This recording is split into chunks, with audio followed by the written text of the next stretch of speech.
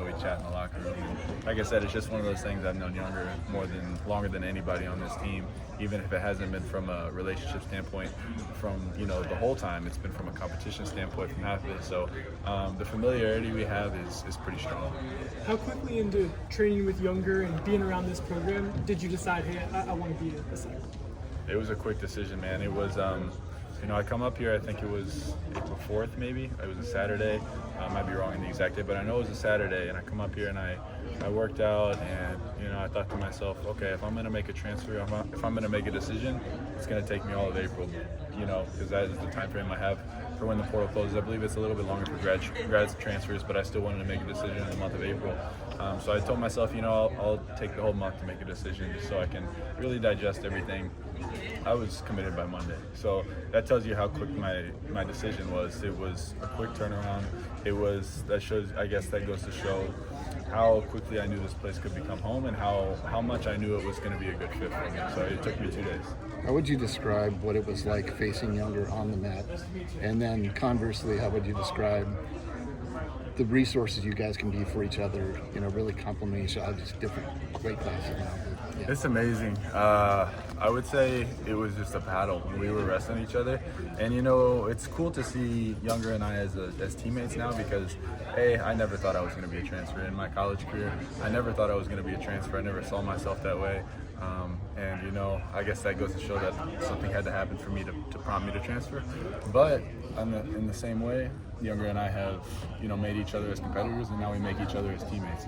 So it's a very special thing to have somebody that makes you, for 5 years and then makes you for 1 year, and now we have that mutually because we can make each other better, because we can talk about technique and we can wrestle with each other, and we're close enough in weight to where we can drill and maybe even wrestle a little bit alive. So there's a dual benefit to being a competitor and now teammates. So you mentioned transferring was something you didn't really ever think of in your career, and then now you kind of do a transition in a program. I'm sure that was different for you. So what have been some of the surprises about Iowa State since you've been here that maybe you didn't expect, going into a new program?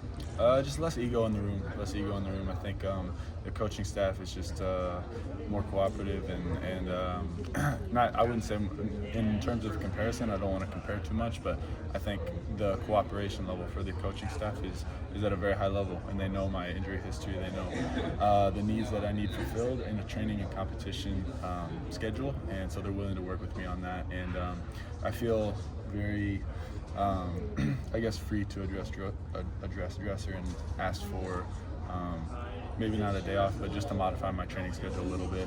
It feels like I have more autonomy to come to the coaching staff and say, hey, this is what I need, and they will work with me on it. Another thing is, Dresser is such a positive leader. He keeps the room light, and he comes in every day with a positive attitude. I don't feel, as a head coach, I know it's a very difficult job to just manage a team, not only manage a team, but fundraise, recruit. You have all these different hats that you have to wear as a head coach nowadays, and I don't feel Dresser comes in the room with the weight of the world on his shoulders, and that I think is projected to your guys. So I think his leadership approach definitely kind of reflects onto his guys and kind of definitely makes an impact on us. So he keeps it light. He comes in the room with a positive attitude. He's making jokes. He's chatting with guys individually, and like I said, he's just keeping the room light. We're here, how many months out of a year? 6 months for the season, and then on top of that for the off season. And so we see each other every day. We're in here every day. If he comes in the room and we're feeling kind of the stresses and anxieties that the coaching staff feels, you might get burnt out. But he keeps it really, really light and keeps it really positive. How healthy do you feel right now? Great, I feel great, and it's one of those things. Like, it gives me confidence knowing that I can go whenever. I've had really serious injuries at the Nationals, for probably 2 out of my 4 years competing in the National Tournament. Really serious injuries that required surgery. So it gives me confidence knowing I can step out there at any time, no matter what is happening with my body. But at the same time, I understand, and my coaching staff understands that, hey, we're in November right now. We need to do what we need to take. We need to do what we need to do. If we need to modify a little bit, if we need to, do some things a little bit differently while achieving the same outcome that the team is achieving, in the regular structured practices, we can do that. Just to make sure we're staying proactive and healthy. Because this is the thing is I don't want to be reactive with my health. I never want to be reactive. There's been times where I've gone a little bit harder than I probably should in the past, and then I have to become reactive about my health. But when I'm proactive about my health and they're willing to cooperate and work with my training schedule, then that sets us up for, the best health with the long-term season. Does that make it easier for what Dresser calls a pitch count? Being on a pitch count, because he says you don't like it. Obviously, you don't like it as a competitor, but does it make it easier having a comprehensive plan, knowing, of course, being through it all, you want to be at your best in March and November? Absolutely. It doesn't matter in that regard. Absolutely, and it's always good to keep in mind March is what we're training for. We have the Iowa duel, we have Vegas. I don't want to go to. We have, some important competitions, Oklahoma State, some important duels throughout the year. But ultimately, the goal is March. So we keep that in mind, and we keep that kind of at the center of our training. Obviously, like you said, as a competitor, I want to compete in everything. The truth is, I would love to wrestle every single day of the year if I could, but that's just not ideal. That's not realistic. That's not the smartest approach to training, and you kind of have to be tailor training a little bit to my needs for the sake of my body.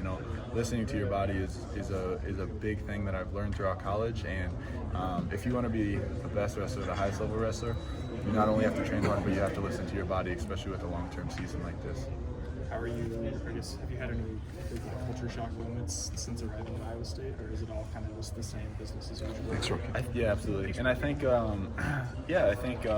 team is just, it's a very mature team. We have an old team. We got guys like myself, Younger, and Anthony, who are sixth year in college, and Anthony and Younger are 25 and 26 or whatever.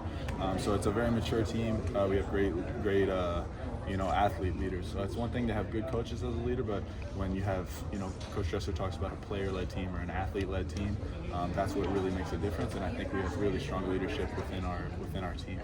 What's that kind of like for maturity level to have, like you said, a number of older guys, but how do you kind of take that into the room every single day, knowing that you're a leader, you're an athlete leader, as opposed to maybe someone that's looking up as maybe their first or second year?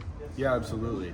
I approach it in a few ways. I approach it from a standpoint of how can I give back and what can I also receive from the guys around me, because I understand I have a lot of great resources around me as a coaching staff and athlete, so I want to kind of tap into all of those resources, but also I understand that I have a lot of experience that I can share with my teammates and people that need that, guys that are younger than me or guys that are just also in the same level, in the same year as me, that I can share my experience with. So I come to work every day with three goals in mind in terms of the culture. I say I want to make somebody smile, I want to encourage somebody, and I want to teach somebody something. And if I can do those three things, then I think I've done good for the culture for that day. Of course, I want to learn myself and continue to grow and make the most of my workouts. But in terms of giving back to my teammates, that's kind of the three boxes I try to check each day. You've had a successful career, obviously. On paper it looks great, but as a wrestler, it's not the ultimate goal, right? I'm sure. What are the things that you're doing on the mat? It sounds like you're doing a lot of stuff off the mat that are helping you physically, health-wise. So what are some techniques that you really got to sharpen to get on top of that stand? Yeah, and I am on the mat right now. Like today we'll go live and I'll join. So it's just maybe a little bit modified, but still wrestling on the mat. As far as technique goes, I'm always trying to pick up from different guys. It's interesting.